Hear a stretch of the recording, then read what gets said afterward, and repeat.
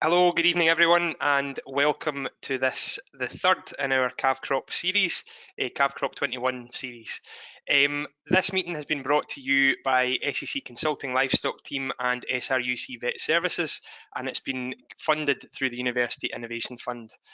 Now, as I say, this is the third meeting, and many of you have been at the last two, and we're very grateful for your return custom on this. But for those of you that haven't been here, just to really set the scene very quickly, is what we're trying to achieve really is through University Innovation Fund, we're trying to get kind of key research messages diluted down and get them out there to where they really matter to make a difference at a farm level. What we're really trying to do with calf crop is we're trying to improve the overall performance of the suckler herd and ultimately get more calves on the ground and make more money. So that's pretty simple plans.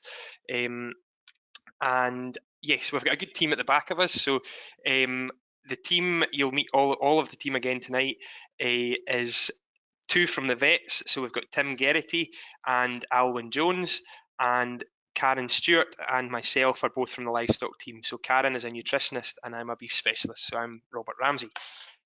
So that's the team. The format for this year has changed. So obviously we're on a virtual platform, and for me that's been a really positive thing that we're able to get to you in your own homes, in the comfort of your own home, and it's only an hour rather than taking a day out of your life. So today we've already done. Last week we did the setting up your herd and calving systems as well.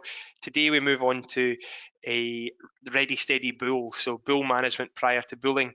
Now we do discuss this often, but generally it can be too late. So we're perhaps looking at bulls just prior to turnout, whereas we were keen to get these messages out to you in a much more timely manner. And now in February we've got plenty time to address problems with bulls, and also it's bull sale season as well, so there's plenty to discuss with regards to bulls and overall fertility. So tonight's meeting, uh, Karen Stewart is going to cover bull nutrition. Alwyn's going to look at not managing environmental disease. Sorry, Alwyn is going to look at bull MOTs and making sure your bull is sound for breeding. And Tim is going to look back at suckler cow fertility with the overall herd fertility. So the important thing again is that you do ask questions. So it's your meeting, and hopefully we've got ample time for questions this evening, and certainly keen to get some dialogue. Unfortunately, it's a virtual meeting, so the questions go into the chat function or into the questions function rather than from the floor. So please do, throughout all these talks, do put your questions into the question panel, and later on I'll chair the panel session, and we'll try and answer as many as possible. But please do use the question function. But really, just to set the scene, the importance of fertility, I think, is often, we know it's important, but it's good to take a look at just how important it is. And to set that scene, today is all about getting as many calves on the ground as possible. This series of webinars focuses a lot on calving and making sure that the next few sessions are going to be on reducing calf losses at calving time, and very, very important from a financial and a welfare perspective. But actually, fertility is probably the most important area. And just to kind of frame that one, this is actually Tim's work, and you'll see Tim just shortly, but a concept model looking at a number of herds in the northeast, cumulative data. So looking at 1,822 cows, which go on to produce 1,502 calves. And this is real data. So this is looking at a weaning rate of 82%, which would be in and around where the industry average is. It's hard to know exactly. You can look at QMS data, BCMS data. There's a number of different numbers you come to. Some are about 80% and some are up to 90%, but certainly we know that we're in that 80 to 90% bracket. In this example, this is true data and it is 82%. And of that, so you look at 1,822 cows producing 1,502 calves, that gives you, in total, we've got 320 disappointments there.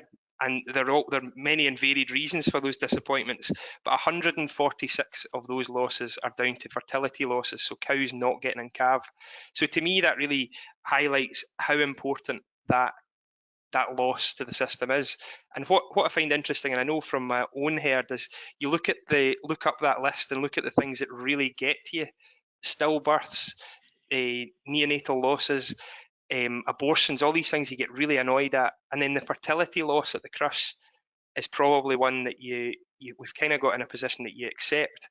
And actually, there's a lot we can do to make sure we can minimise fertility losses. So hopefully this evening is going to be useful. And obviously the bull is the focus of this evening, but on the wider fertility issue, we will have plenty of time for discussion as well. So that's really all from me. If I could just ask Karen to join in and share a screen and cover bull nutrition. Okay, sorry, I'm having trouble sharing my screen here.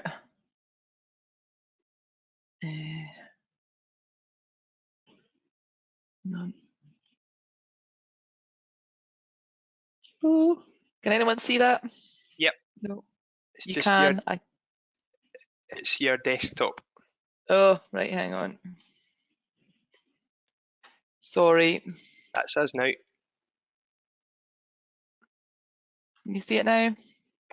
Back to your desktop. Oh, That's us. sorry. Right. Can you see it okay? Yeah, we're on the preview. We're on the preview slide there, Karen. Oh, sorry. I don't know what I've done wrong. It's okay. I think we can work with that though. Hang on. Is that the... Sorry, my apologies.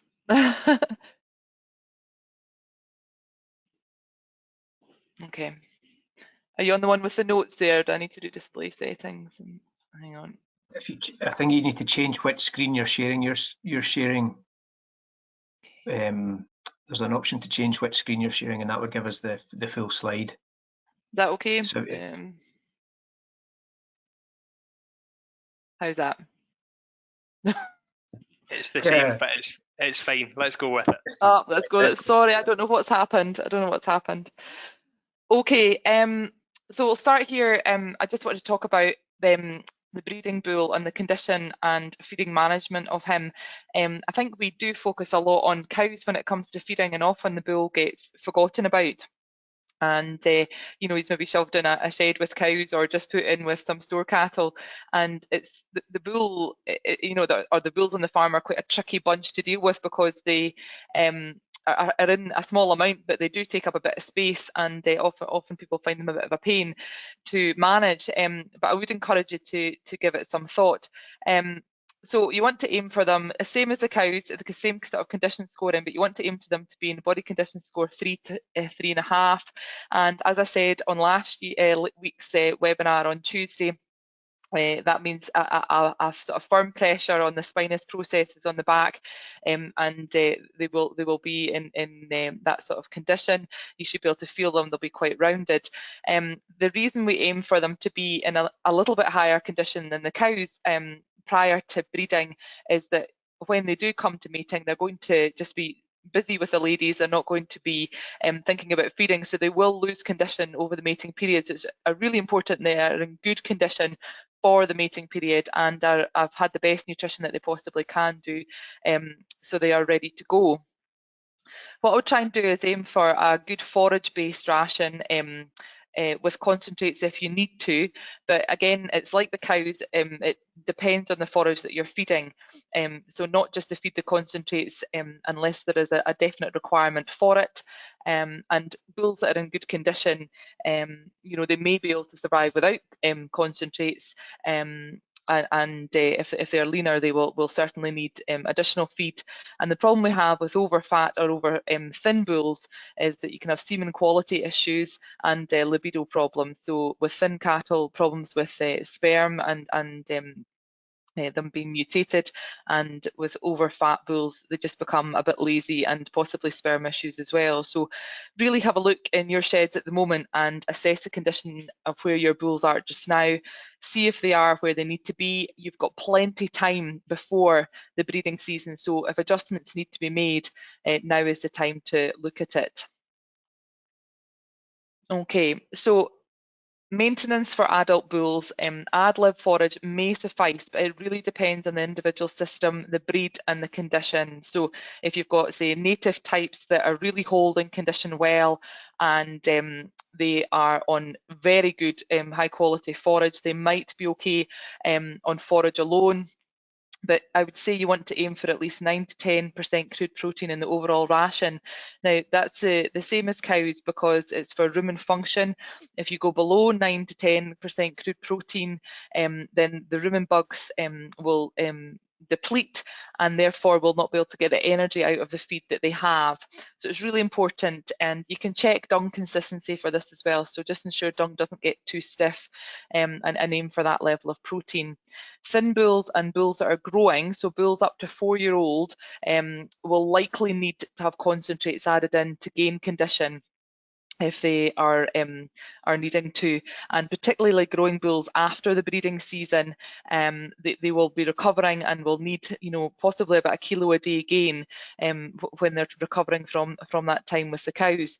But you also want to make sure they're still growing up until they go out with the cows as well. So aiming for about 11% crude protein in the overall ration, and you know, again, if you've got really high quality forage, they might be able to meet these targets, but it's likely that they will need a little bit of help.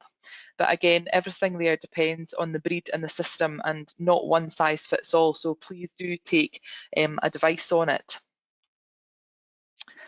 Okay, so some rules of thumb for breeding bull rations. So have a think about what the bulls are on, and is it enough?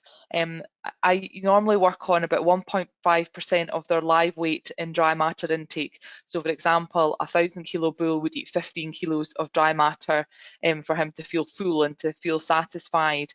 They have an energy requirement approximately that size of about 110 to 120 megajoules of energy. So because of their weight for maintenance, a higher requirement than the cows do. So it's something to think about if you have your bull in with cows, and if the cows are on a restricted ration, you're also restricting the bull.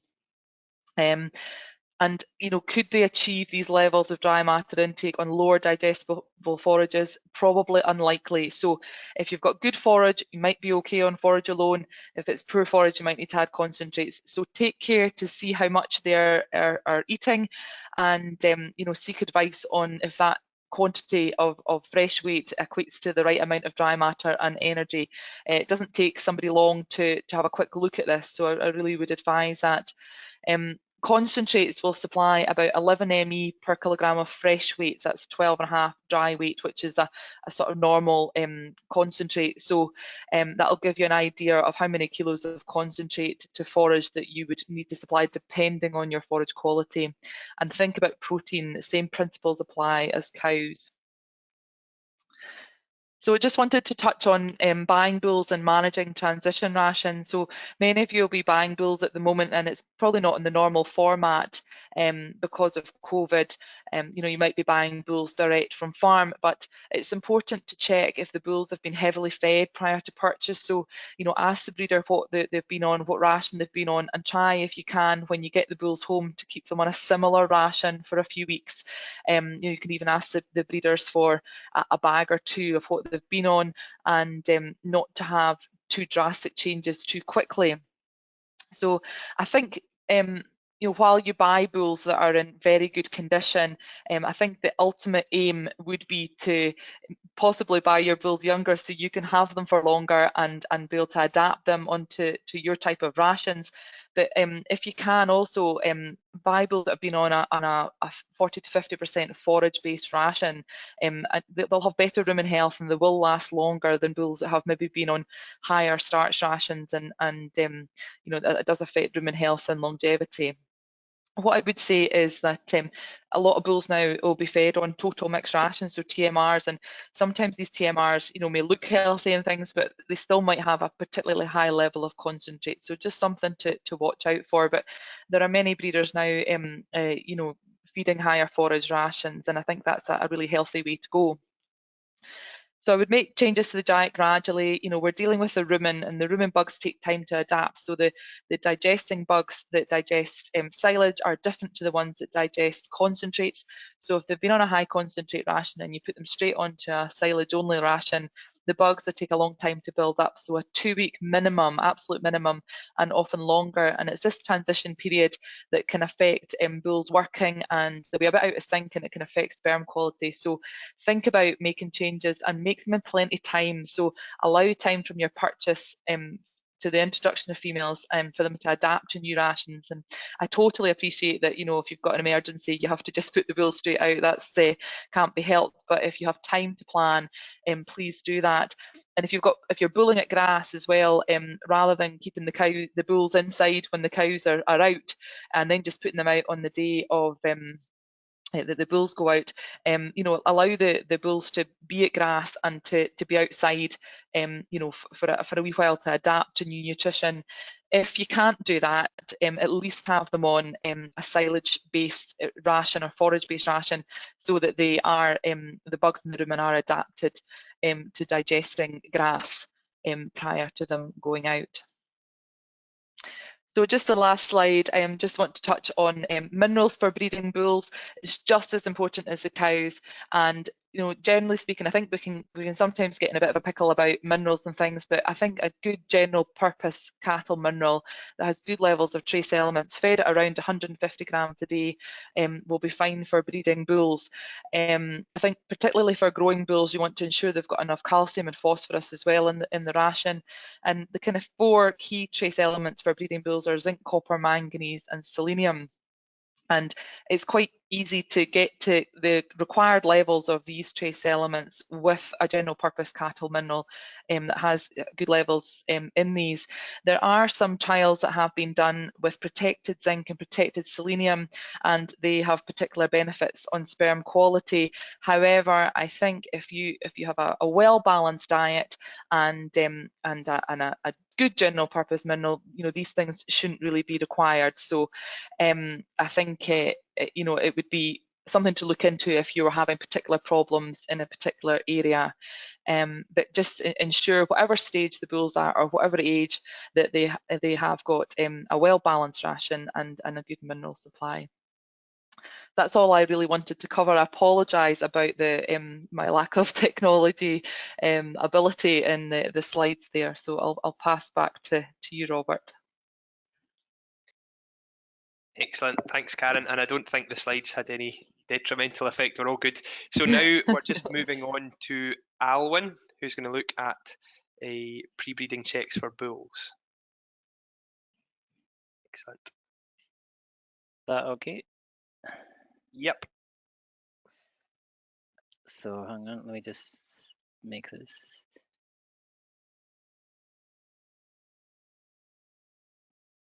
So can you just check, can you see my slides okay and you can hear me okay? Perfect. Yep, both. Cool. Yep. Good, thank you, Robert. And good evening, everybody. I hope you're all doing well this evening. So my talk is going to be on bull health. And it's got 2 main parts to it. The first part is going to be on management of bought-in and hired bulls, and the disease risks associated with this. And the second part is going to be about making sure your bull is fit for work. So my first slide, so I'll just move this thing slightly out of the way.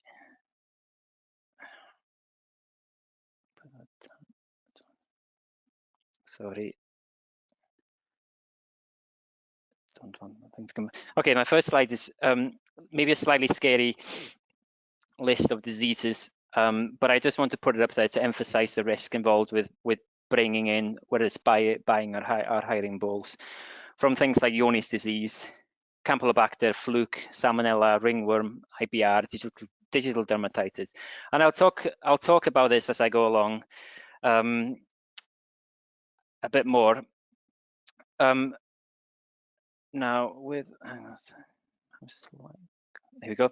So with any bought-in stock, and especially bought-in bulls, it's important really to quarantine the bull for 28 days after it arrives. And by quarantine, I mean somewhere where you can put the bull that is not in contact with the rest of your herd. So in a house situation, this would be, you know, somewhere, ideally a separate building, somewhere with natural light, so it's easy to regularly examine the bull or monitor it for any changes, and also for carrying out any procedures that might be necessary, just testing or any treatment that it might need. You know, kind of in terms during quarantine, it can be quite a stressful period for the bull, particularly when it's quite often they've come from a farm where they've been kept in a group, and then it's brought onto the farm, and then they penned alone, and it can be quite stressful for the bull. So it's useful in order to help it acclimatize to be somewhere where, you know, it sees and it has some contact with farm staff. You know, it sees people going by, etc. And ideally, if it can also see other stock as well. I mean, I need to emphasize the point of quarantine is that it doesn't have, you know, direct contact or shares an airspace with your herd. But if it can see, kind of visually can see other stock in your farm, then that can help the bull to settle in.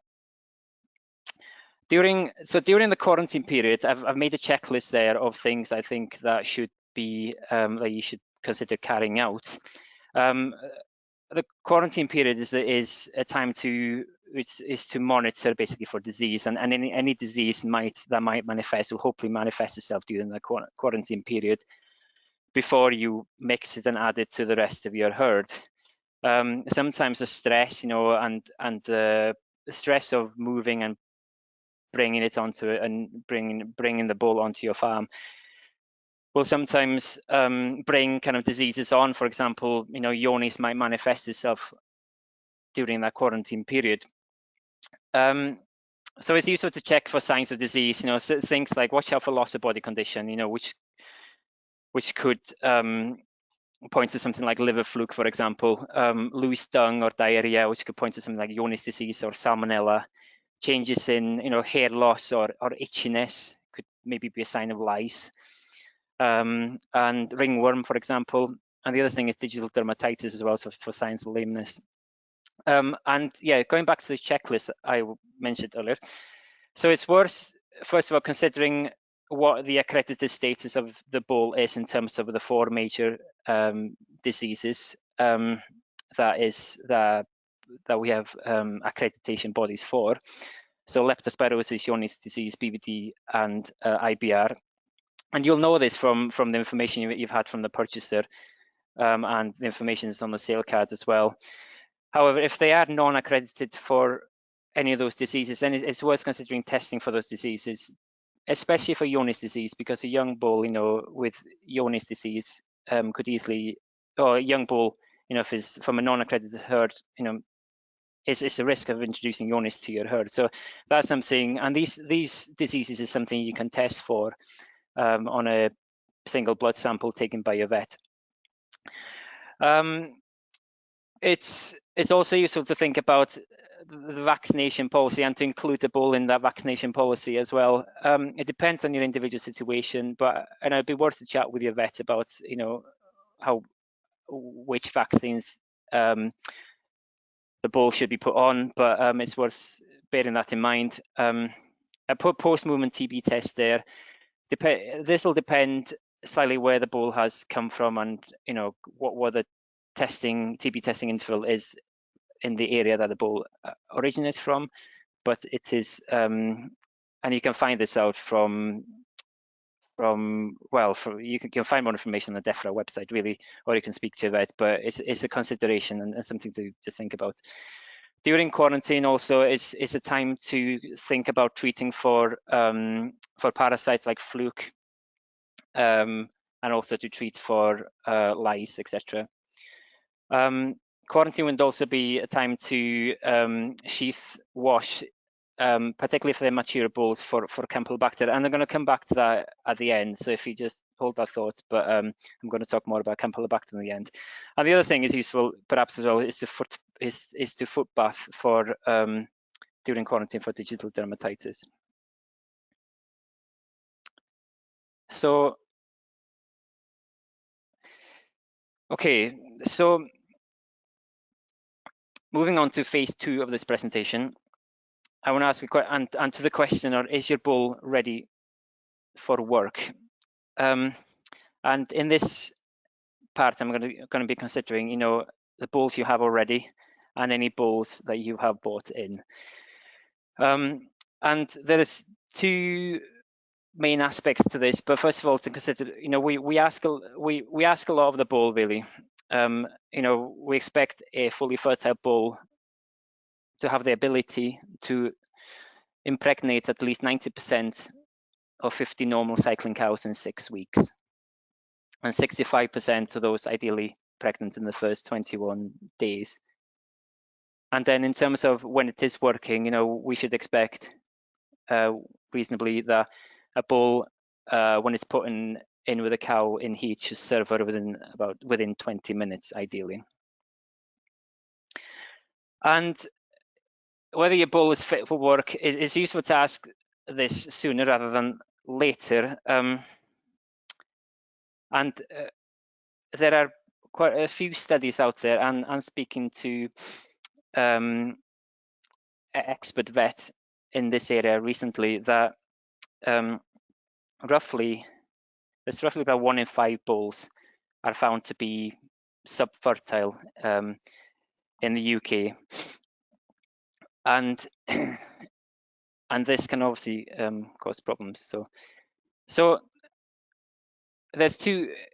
When asking the question of if your bull is fit to work, there's 2 aspects to consider. So there is the physical fitness of the bull, and then there is the fertility of the bull. And I want to talk a little bit about those 2 areas. And these areas can be investigated through something called a bull breeding soundness examination, which I'm sure a lot of you have heard of. And the purpose of these is to pick out, you know, physical problems and to pick out subfertile and infertile bulls. And there's Campylobacter again. I'm going to talk more about Campylobacter later on, but it is during the bull breeding soundness examination, you can also test for Campylobacter as well. So first of all, we need to, there's 3 areas. There's 2 areas, physical examination and fertility examination. So first, considering physical fitness. Now, the act of mating, you know, is obviously very athletic task for the bull, if you like. Involves the bull mounting, jumping on his 2 hind feet off the ground at the same time.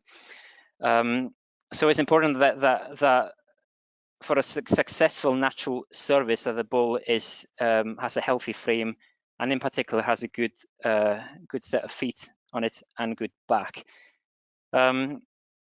But bulls, you know, that have been housed for prolonged periods, you know, whether they've been housed whether been well bedded or even been standing on hard flooring, can have feet problems. So, you know, it's overgrown feet, for example, solar ulcers, white line disease, etc., are problems to consider. And functional foot trimming is really important in the period up to mating, in order to rebalance the feet and to prevent and to kind of treat any underlying disease that might be there. You know, if the bull is spending a lot of time standing in slurry, for example, you know, then you're running into problems with foul, and you know, you can run into problems with foul in the foot and digital dermatitis. So those are the things you need to consider as well. As part of the physical examination, you should consider things like stiffness in the bull. So stiffness can be due to joints issues, it can be due to back pain, and those are the kind of things that would make the bull less willing to want less willing to want to mount a female. Part of the physical examination, and just building on what Karen said as well, is making sure the bull is in the correct body condition, and that it's in the ideal body condition, and it has reserves as well to keep it going during that 6 to 9 week period where it'll be working hard. And if it's under conditioned, then it's worth thinking about. It's obviously think about why that is. Is there a reduction in appetite for any reason? Is it potential scour, for example? And getting a vet involved to look for any signs of underlying disease is also very important. The second part then of making sure your bull is ready for work is a fertility examination. And this would involve a fertility examination carried out by a vet. And as part of this, what we call bull breeding soundness examination, it would involve, as well as a physical examination, which I've just talked about, it would involve more specifically examination of the reproductive organs. So examination of the testicles, for example, for size of the testicles, is there any and then examination of the penis, for example. So if there is any penis in the sheath, and if there's any warts, for example, or any ulcers on the penis. And also it would involve internal examination of the prostate. And that examination can, in many cases, the physical examination and examination of the reproductive organs can pick out about 2/3 of bulls that are subfertile, to be honest, before you even get onto the semen testing side of things. But then the final part of the fertility of the bull breeding soundness examination is semen testing and semen evaluation. Now, most of the time nowadays, semen is collected using a electrical stimulation of the prostate, and using a device called an electroejaculator.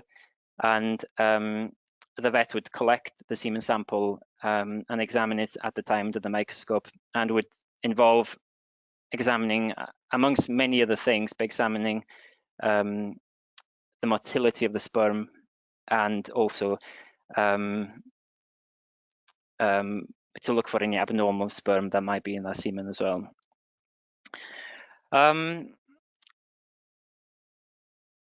And then the final part here is Campylobacter. So I mentioned it a few times earlier, and I just want to talk a bit more about it now. So Campylobacter is an important cause of infertility and abortion in cattle. Perhaps we are seeing slightly more of it these days. The main source of Campylobacter to a herd is an infected bull, or an infected mature bull.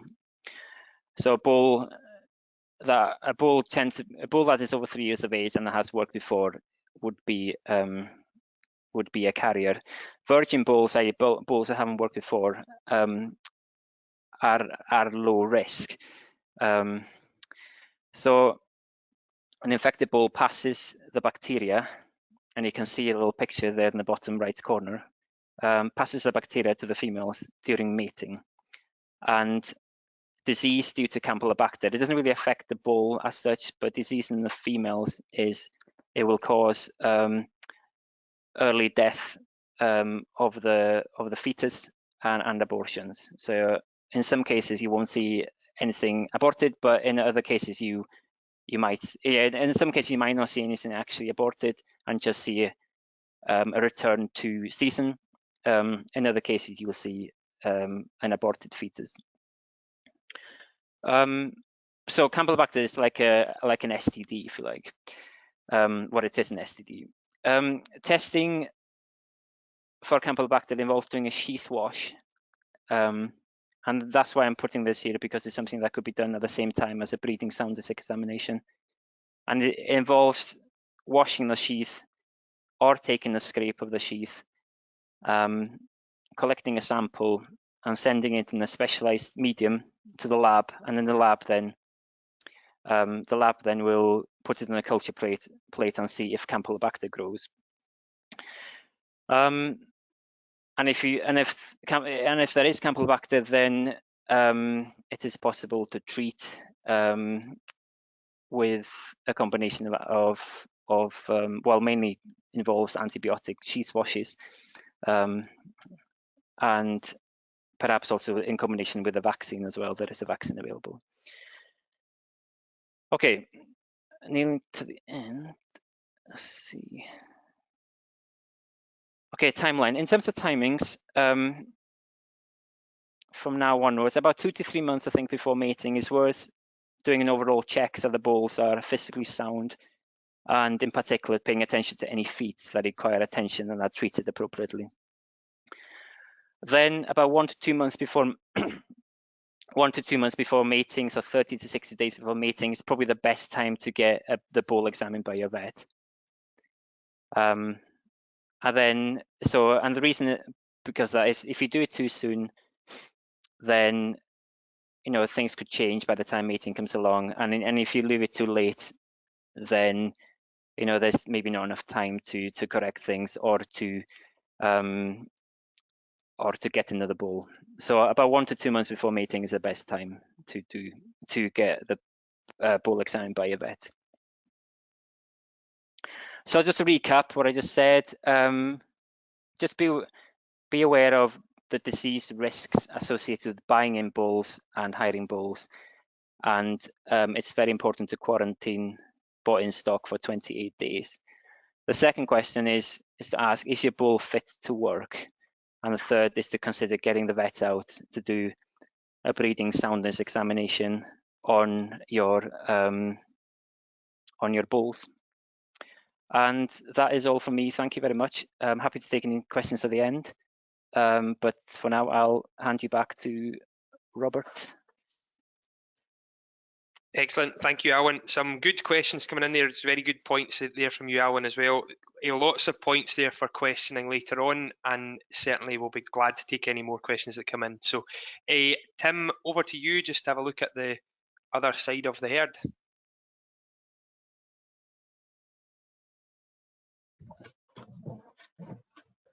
Great, thank you. Just turn this camera on and hopefully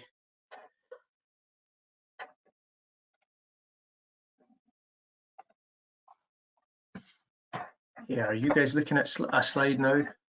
Yep, if you go to present. That's us. That's you.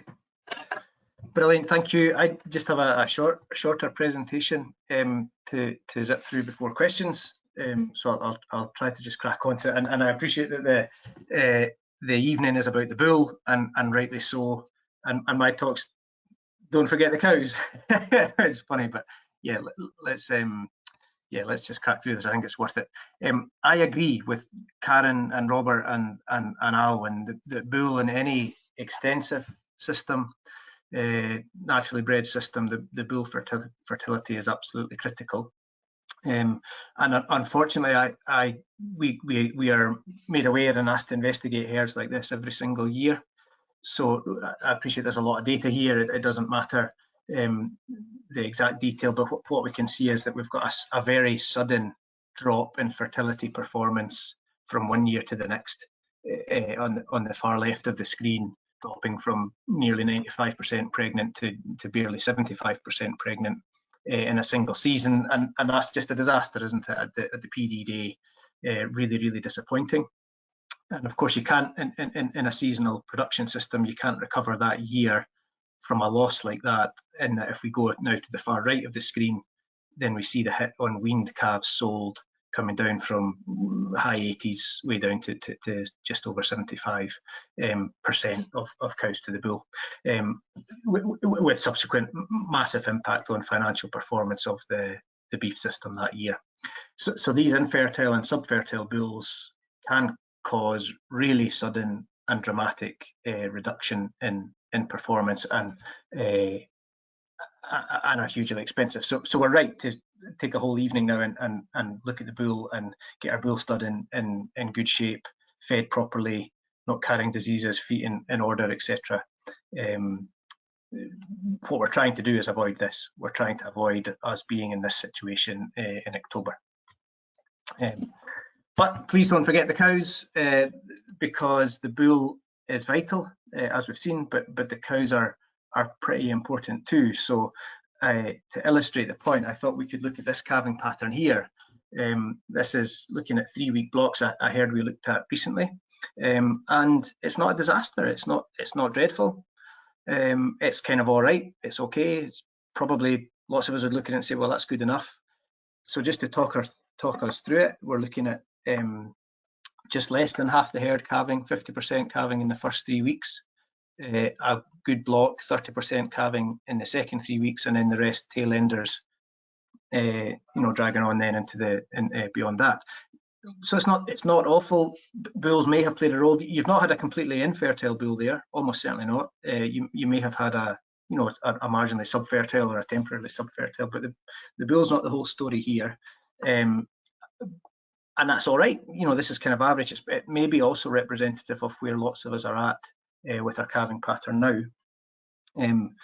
But it's not textbook either. It's not, I think Alwyn mentioned 65% in 3 weeks and 90% then in 6 weeks, and we're clearly not hitting that. And what we want to do, and it's awfully nice to do this in a graph and much harder to do it in real life, as everyone will know, but we just want to grab a big chunk of those cows in the second 6-week block and stick them in the first 3-week block, and then let's go and grab a big chunk of the cows, the tail enders, and stick them in the middle block, and now we've got a textbook calving pattern. So if it was that simple, we'd all do it. It's not that simple. It's difficult to do that, but there is a huge financial gain in doing it. So in this herd, if we could move in that direction and tighten up our calving pattern, like we've just done in the graph, then that would realise a cash income to the business of roughly £50 per cow in this herd, per cow per year, cash bonus to do that, and that's based on calves being born earlier and therefore being bigger when we wean them. And because cows are getting in calve quicker, we end up with more cows in calve at the end of the breeding season. So those two effects combining, giving us a really big cash win if we can drag our cows in that direction. And I want to then move our minds to a different metric for fertility and think about pregnancy rate for fertility. This is commonly used in dairy, and lots of us will be familiar with it, or at least be aware of it through dairy, but it's less commonly used in beef generally. But it's a nice figure to think about for a minute or two. So this is the number of eligible cows, the percentage of available cows that get pregnant in every 3-week block of breeding. So each 3 weeks, and to be eligible, you have to be calved, long enough for the uterus to return to normal and your ovaries cycling again. So 50 days taken as a standard. And so what proportion of these cows get pregnant every 3 weeks of breeding? And for this herd, with an okay, good enough, not bad calving pattern, they're probably running at about 50 to 55% preg rate, roughly, year on year. And we can see in the chart now down below that if we run at 55%, then we keep that calving pattern grumbling on year on year on year, and that's it. So preg rate is kind of cool because it's like a speed. It's a speed of fertility. It's how quickly are we getting cows in calve, and so we can say, well, they're going at 55 miles an hour. They're going at 55 miles an hour, and that's it. Now, to get to 55 miles an hour in this herd, we need those bulls to be in tip-top condition. Feet and body condition and nutrition and disease status, they need to be fit to work. But they're only going to go at 55 miles an hour in this herd. And to get those bulls working at 65, increasing their pregnancy rate, increasing their speed, we probably need to go to the cows and make sure that the cows are giving us everything. Now, the effect's dramatic. So let's look at this herd now, and if we could increase the speed those bulls are working from 55 to 65, then look at the effect it has. You don't get all your wins in one season. You don't just, of course not, we don't jump to a target calving pattern next year But just increasing a few percentage points, we start pulling it in the right direction. The blue bar is getting bigger next year, bigger next year, bigger the year after, and we're going the right way. And of course, as this blue bar gets bigger, there's more cows calved longer when the bull goes in. So if the bull's fertile, he can go at 60 miles an hour or 58 miles an hour. And you see the effect. So it's really pregnancy rate that's going to allow us to win back a tighter calving pattern, and then win back that cash, that 50 quid a head, back into our business if we can get pregnancy rate to increase. And we don't need to jump to 65. I've just used that figure because it shows a nice picture here. But if we got to 58 this year, marginal gains, a few more percentage points, a few more cows are more likely to get in calf quicker, so the fertile bull doing his job faster, then we start improving our calving pattern. So it doesn't need to go all the way to 60. Let's just get it to 58 this year and 60 next year. And as I say, it's a marginal win year on year on year, and things get easier. So I would suggest one thing that would be worth doing this year is sitting down and say, all right, how can I win a few percentage points on my preg rate this year? So the bull's not a given, he's really important, but if I've got a fertile bull, how do I maximize the use I get out of him? He's raring to go, he's ready to go, he's going to serve a cow within 5 minutes of getting in the park if she's on heat. But how do I get my cows going quickly? And that is a question worth putting to your nutritionist and to your vet and to your consultant and to your neighbour and to your discussion group, whoever. How can I get a couple more percentage points on preg rate this year just to start me tightening my calving pattern? And brainstorm that as a business and see if you can come up with practical things you can do now and in the near future that increases your chances of a higher preg rate. The common things to come up with, but every system, you'll come up with your own. But to go back to last week's slide and look again at body condition. So we're banging on about it, but of course we're banging on about it because it's so important. We've seen these slides. This is cows getting pregnant. These are thin cows at calving or breeding, not getting pregnant, or they're getting pregnant but much more slowly. You can sort of see pregnancy rate on this graph now, can't we? So these cows that are on good condition, they are 21 days. They're pushing 60 miles an hour, thundering down here. But our thin cows, they are going at 40 miles an hour, slow. That's not a bull issue. The bull's fertile, the bull's ready to go, but the cows are slow.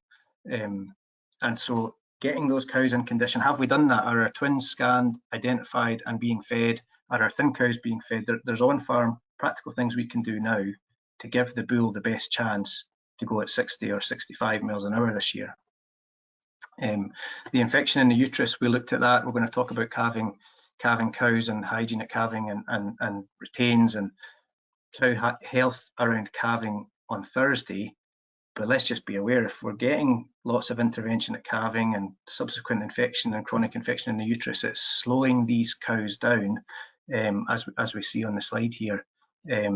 Our top guys, again, maybe this is dairy data, so maybe bulls under less metabolic pressure, but they're going at 55 miles an hour with a nice clean uterus. But once you've got infection in the uterus, you're going at 20 miles an hour, getting pregnant over 21 days. So preg rate really adversely affected. And of course, I'm using the UCD numbers just because they're there and they're new, and it's always good to sort of make use of new data. And I think it's relevant to seasonal systems, and I'm very grateful to them. But just to emphasise the point that we are also, that this evidence is there for the beef systems, especially the body condition score stuff. If we go through our peer-reviewed literature, we've got a very strong evidence base showing the adverse effect of body condition on speed of cycling and return to cycling and speed of getting pregnant.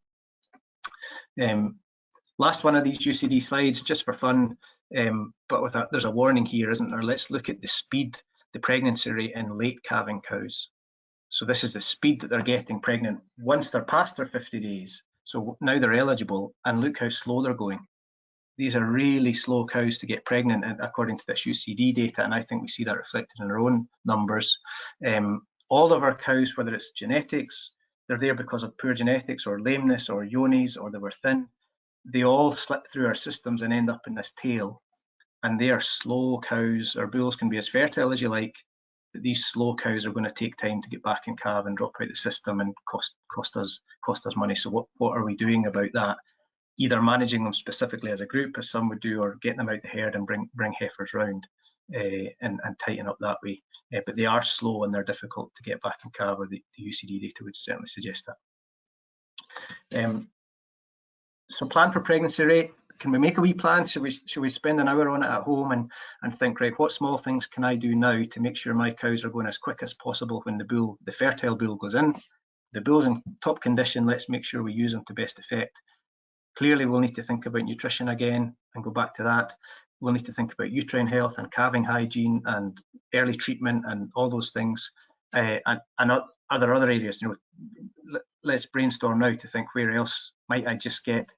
Doesn't need to change the whole system. We just want 1 or 2 miles an hour more, 1 or 2 percentage points more on preg rate. Will make a cumulative difference year on year if we can do that each year. That's it. Don't forget the cow. Thanks again to UCD for use of their data, to livestock specialists and vet services for their help with just pulling these slides together for tonight. I hope there was something in that. And thank you for listening. Back to Robert then to questions and panel. Excellent. Thank you, Tim. Another excellent talk there. So we've got a pile of good questions coming in as normal, which is great to see. Conscious of time, so we may run over a little this evening just to get some of these in, and if we could ask the panel to be fairly succinct with their answers as well, just to keep allow us to ask a few more. So first question is to Karen. A simple question is, have we got Karen? Is she still there? Yep, still here. Yes, excellent. Yep. When is it, when's the most important time to get minerals right for a bull? Okay, the simple answer to that would be all year round, but probably prior to bulling, to ensure that he is going to produce the best quality sperm that he can. So I would say really important, probably the month before bulling, at least a month before bulling, but really an all year round job. I would say, and I think if you are worried about anything, you know, that if you know the status of the cows, that'll probably give you a good idea of the status of the bull as well. But you can always give them a check via a blood if you're worried about minerals or anything. But I think pre-bulling, at least a month before is the time, but an all year round thing. Yeah, excellent. Thanks.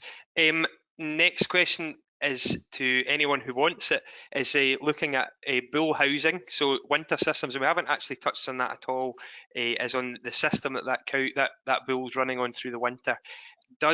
Do different housing systems impact on a bull's fitness to breed? Tim or Alwyn? I'm thinking about well, feet is the first thing I'm thinking about, you know. So if it's you know, it's certain types of flooring has a more of a risk of solar ulcers, for example. Other types maybe more risk of overgrown feet, overgrown claws. So that'll be one thing to think about. So but there's pros and cons of both, I suppose. Anything else, Tim? I think for me, sorry, Tim. One thing for me would be, you know, inside versus outside. There's some really good examples of folk out wintering bulls, and they're physically fit rather than lying about a bit lazy. So it depends what your system is, what your farm's capable of doing. But there's certainly scope for that kind of bull paddock set up and something to keep these bulls mobile and keep them going. Yeah, exercise is important. Yeah. You hear that, some guys saying that they get them into, they get them on a slope with a few other animals around them, so they're moving, they're physically fit pre-breeding. So there's something to be said for that, and you do hear of it. Specifically on I think it's all about lameness in terms of the winter housing would be a major part of it, and really avoiding broken concrete, very, very bad for white lines, any small stones, so poor quality standing conditions. Even if it's a feed face, you would be worried about white line disease there, and digital dermatitis, a big problem once the infection is chronic and well established, and near the skin horn junction.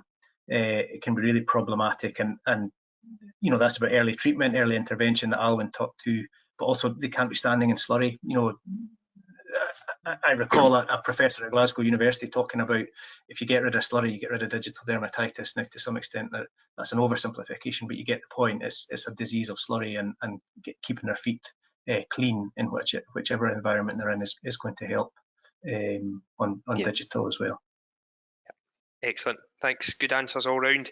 The next one, Alan, when's the best time to semen test a bull? Sorry, a semen test a bull that you've purchased, so a new purchase. How long would you wait before you semen test them? So in that window, 30 to 60 days before you want to start using it would be the best time to use. I'm trying to think, you know, that you might want to wait a couple of weeks after it arrives onto the farm as well, you know, to let it settle. And so there can be a slight reduction in semen quality associated with the stress of moving, etc. So you might want to let that pass a little. So I would have said, yeah, excellent. I think one as well that probably it's not a lack of trust, but it's for all the cost of getting a semen sample taken or semen analysis done, it's well worth getting your own analysis done rather than trusting the pre-sale one. You know, lots happen between pre-sale and breeding time that don't dwell on you know, you've heard it was okay. Don't make assumptions. I would get them checked again. Yeah, that sounds reasonable. Next one to probably both Tim and Alwyn. Where does Campylobacter come from? Do you buy it in, or you know, how does it arrive on your farm? What's the usual process it goes through? You usually buy it in. It comes. So as I said, you know, it's a mature bull. It's the source in almost all situations, and it's carried because and a mature bull is because it's got more developed glands in the sheath, and those glands, because they're deeper, means that the Campylobacter can survive for very long periods. In fact, you know, for its entire life even. So it's a constant, unless it gets treated for it, it's a constant source of Campylobacter. Cows can carry it as well, but they don't tend to remain as infected for so long. You know, they remain infected for like 3-4 months, say, and then they tend to clear it, you know. But in theory, you know, a cow could be carrying it, and then the bull could service that cow, and then it then becomes infected, and then it becomes a spreader, if you like. So yeah, but the bull is the main source. And the textbook one, or certainly in my experience with it, a very common route in would be the hired bull, or you've had a bull breakdown, and any bull will do, that just have major caution when it comes to bringing emergency animals in. You know, where do they come from? Hiring bulls. What else are you bringing in with them? You need to be careful, very careful. I think that's right. I would keep cows on our list there. Just be mindful of cows with calves at foot. You know, that type of replacement coming in. Alwyn's absolutely right. They have a much shorter carriage, but there's no set rules, and I think there are individual cases where cows will carry it for longer than that, and they're not a no risk purchase with Campy, the cow coming in, but the bull would be the number one. Yep. Tim and Karen, this question's a specific question, but I think a good one is, I've got one bull in my bull stud that's particularly lean. What should I do with that individual? So Tim first. Get your vet out. Let's get him a really good clinical examination, get him in the crush, and a full physical exam. We're going to want blood and dung. I'm sure your vet will want blood and dung from him, and just screen out for some, you know, Alan mentioned Jonis and fluke, and it's a worry if one animal's had the same ration in front of them and treated the same and managed the same and is in poor nick. There's something going on there. I hope it's not an infectious one. You know, there's plenty of things, you know, grumbling, chronic abscessation or heart problems or whatever that can do that. That's not infectious, but certainly want to rule out Jonis and fluke as a minimum, and a good clinical exam for that guy. So nothing to panic about, but certainly well worth taking good advice from your vet. Karen, have you anything to add on that? Yeah. If it gets all clear and there's nothing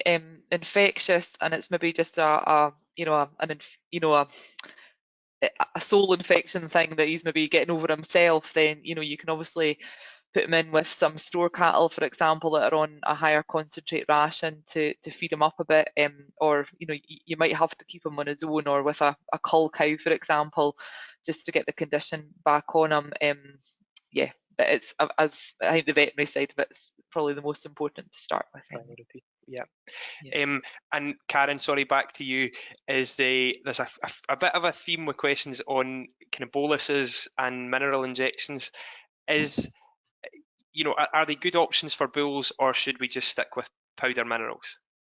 Yeah, the trouble sometimes with boluses or multi-min injections is that you're not going to get every element that animal needs in that, and also it's about the longevity, how long they last. The different ones will last different lengths of time.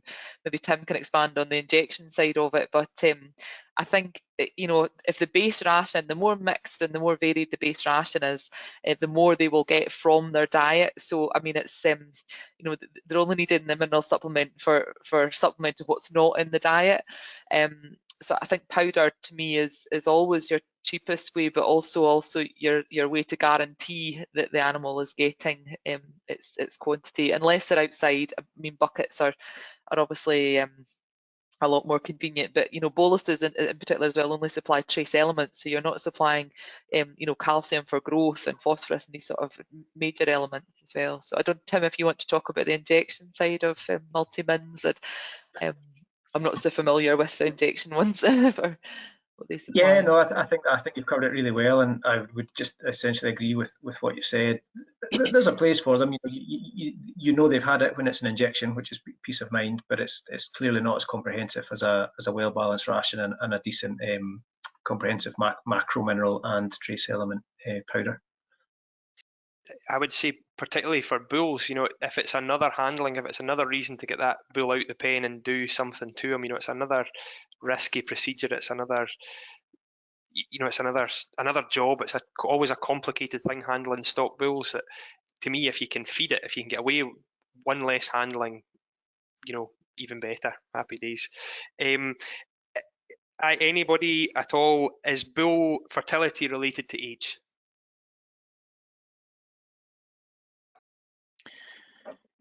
Well, young bull, before or other immature bulls that haven't quite reached maturity yet, will obviously be are quite often less fertile. But I'm not too sure about the other end of the spectrum. I think, is there a decline with age? Tim, do you know? Yeah, I guess I don't know the data specifically on semen quality, but I think that the biological principle, of course, they do decline with age. I would suspect that locomotor and other issues come in before pure age, so their feet getting away from them, and they're just not as nimble and able as they were before start to come in, and the sort of physical aspects of the examination that Alan referred to is probably where they come in. Is it too old to breed? I'm struggling to come up with a definite number on that. I'm sure there's a few farmers screaming at their screen saying, "Of course it is. It's this." But yeah, I don't know if there's a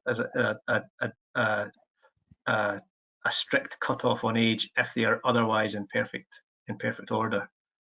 Well, that's the thing, isn't it? If they're physically fit, then yeah, that's the key. Yeah, I suppose quite interesting if they're breeding their own replacements and things. There's always a pressure on getting bulls out the system as heifers start coming in and things. So it's possibly be getting less of an issue having really senior bulls in herds. But a interesting question, and hopefully we do have farmers screaming at screens and very engaged in what we're doing. So we've had another really good turnout tonight, which is great, and I'm really glad this is working. It's going well, and very grateful to our panel of speakers again tonight. You'll see it's a common theme. The speakers will stay the same, and we'll join you again on a Thursday night for our focusing on calving session.